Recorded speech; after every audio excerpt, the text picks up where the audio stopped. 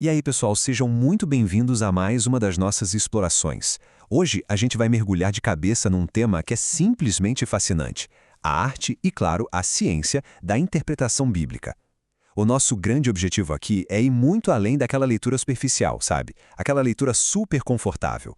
A gente quer mesmo descobrir as ferramentas exatas para desvendar o significado preciso e intencional lá dos textos antigos. Afinal de contas, interpretar corretamente não é só um exercício mental, é literalmente o que garante que a mensagem original não se perca no tempo e continue com todo o seu poder de transformação. Para começar a entender essa jornada, imagina só a seguinte cena. Alguém entra correndo, esbaforido numa sala e solta a bomba de que achou moedas de ouro debaixo do piso. Bom, a reação natural de qualquer pessoa não seria só catar aquelas moedinhas perdidas na superfície, né? A reação imediata seria começar a cavar. Busca picaretas, pás, ferramentas adequadas para ir cada vez mais fundo. O grande lance é que o estudo sério é exatamente como essa escavação. Uma leitura casual ali no dia a dia é válida, claro, mas a verdadeira busca pede suor e ferramentas precisas para encontrar o tesouro supremo que é a verdade. E para não se perder nessa escavação, o nosso roteiro de hoje está bem direto. Vamos passar pelo valor da hermenêutica, o problema da distância, a espiral hermenêutica, o contexto histórico, o contexto lógico e, por fim, o mapa e o diagrama. Bora lá? Começando então pela nossa primeira parada, seção 1, o valor da hermenêutica. Afinal, o que é, de fato, essa tal de hermenêutica? Diferente do que muita gente imagina, ela passa longe de ser um processo mecânico e frio. Na verdade, é uma abordagem super completa. A gente pode dizer que é uma ciência porque exige regras lógicas, um método, um rigor ali quase matemático, mas olha só, também é uma arte. Cada texto tem a sua própria emoção, sua própria textura, e isso exige sensibilidade e muita imaginação para aplicar essas regras em tudo quanto é gênero, desde poesias até leis. E, acima de tudo, é um ato espiritual. Uma busca por iluminação para sacar a verdadeira intenção do autor, sem ficar projetando as nossas próprias ideias no meio do caminho. O que nos leva à nossa seção 2, o problema da distância, o nosso maior obstáculo. Sabe, existe um abismo colossal separando o passado do presente. Pensa bem, de um lado, a gente tem um texto antiquíssimo, enraizado em idiomas que já mudaram muito ou até sumiram do mapa, dentro de culturas extintas e numa geografia árida super distante. Do outro lado, quem é que está lá? O leitor moderno, carregado de suposições atuais, com uma linguagem contemporânea e toda aquela bagagem ágil e conectada do século XXI. É justamente por causa desse gap, dessa lacuna gigante, que aquela leitura só literal e desatenta simplesmente não funciona. A gente precisa construir uma ponte muito resistente para atravessar esse abismo histórico. E entender como a autoridade flui nesse processo muda o jogo completamente. São 3 etapas bem claras. A autoridade original, aquela que é implícita, está lá, única e exclusivamente no texto. A interpretação que a gente faz depois, essa só tem uma autoridade que deriva da fonte, e essa mesma interpretação é o que vai gerar a contextualização, que é a autoridade que a gente aplica no nosso dia a dia. A grande lição que fica aqui é a seguinte: quanto mais a nossa interpretação se afasta do que o texto queria dizer lá no começo, mais fraca e potencialmente perigosa fica a aplicação final. E é aí que entra a nossa seção 3, a espiral hermenêutica. A base desse método incrível pede que a gente separe 2 coisas absolutamente cruciais: significado e significação. O significado, gente, é uma coisa estática. É exatamente aquilo que o autor quis dizer para o público dele lá atrás, naquela época específica. Já a significação é dinâmica. É como esse mesmo significado traz implicações para os nossos desafios de hoje. Quer ver um exemplo? O significado de uma antiga lei sobre construir parapeitos no telhado de casa é imutável lá no passado. Mas a significação dela, que é o princípio de proteger as pessoas de perigos dentro da nossa própria casa, isso é super atual e dinâmico. Confundir essas 2 coisas é a receita perfeita para um desastre interpretativo.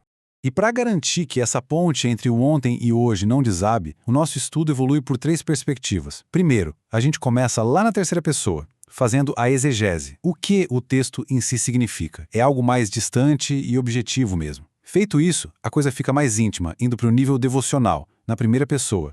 O que essa verdade significa para mim? E só depois disso é que a gente chega no ensino, na segunda pessoa. Como eu compartilho e aplico isso com os outros? Pular etapas e ir direto para o final deixa o estudo raso, mas também ficar só no lado pessoal pode tornar tudo subjetivo demais.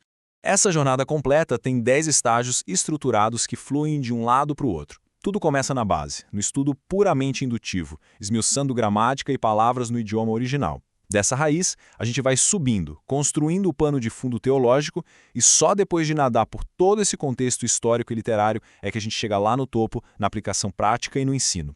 É literalmente uma espiral metodológica. Não é uma linha reta, é um círculo contínuo que sempre volta para o texto, refinando o que a gente entende, passo a passo. Tudo isso para garantir que a mensagem de hoje esteja fincada na verdade de ontem.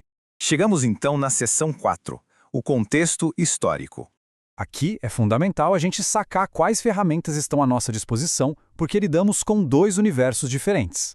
De um lado, o contexto histórico, que cuida de tudo que está fora das margens do texto. Quem era o autor, quem ia ler aquilo, o ano, a cultura da galera. Já do outro lado, o contexto lógico, que a gente já vai ver logo mais, foca só no que está dentro do texto. A arquitetura das frases, a gramática, o esqueleto de tudo. Os dois são indispensáveis, mas funcionam de um jeito totalmente oposto. E sabe qual é a chave do contexto histórico?